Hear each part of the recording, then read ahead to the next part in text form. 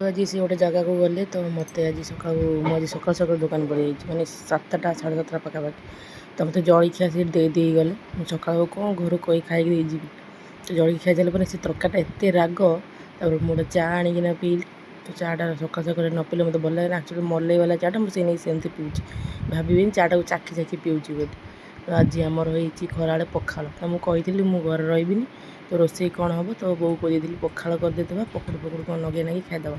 ମାନେ ଆମର ପଖାଳ ସହିତ ପକୁଡ଼ି ହେଲେ ଆମ ସମସ୍ତଙ୍କର ବେଷ୍ଟ। ଆଉ କାକୁଡ଼ି ହେଲା, ମୁଁ ଟିକେ ରସୁଣ ଆଉ ଲଙ୍କା ଟିକେ ମଡ଼ି ଦେଉଛି ତା ସାଇଡ଼୍ରେ ଖାଇବାକୁ।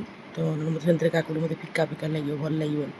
ଆଉ ବରା ବି ନେଇ ଆସିଛି। ଚାଲନ୍ତୁ ପଖାଳ ପେଟେ ବାଡ଼ି ଦେଇକି ଶୋଇପଡ଼ିବା। ଶୋଇକି ଉଠି ଦେଖାଯିବ କ'ଣ ହେବ। ତ ଏଠି ସନ୍ଧ୍ୟାରେ ସେ ଆସିଲା ପରେ ମୋ ପାଇଁ ଆଣିଥିଲେ ଏଠି ମୋମୋ। ତ ମୋମୋ ଖାଇକିନା ଏଠି ଟିକେ ମଜା କରିବା ଚାଲନ୍ତୁ। ଆକ୍ଚୁଆଲି ମୋମୋଟା ଏତେ ଖାସ୍ ଲାଗୁନଥିଲା ତ ଚଳେଇଦେବା, ଯେହେତୁ ମୋର ମୋମୋ ଫେଭରେଟ୍। ତ ଲାଇକ୍ କମେଣ୍ଟ ସେୟାର ବିଲକୁଲ ଭୁଲିବେ।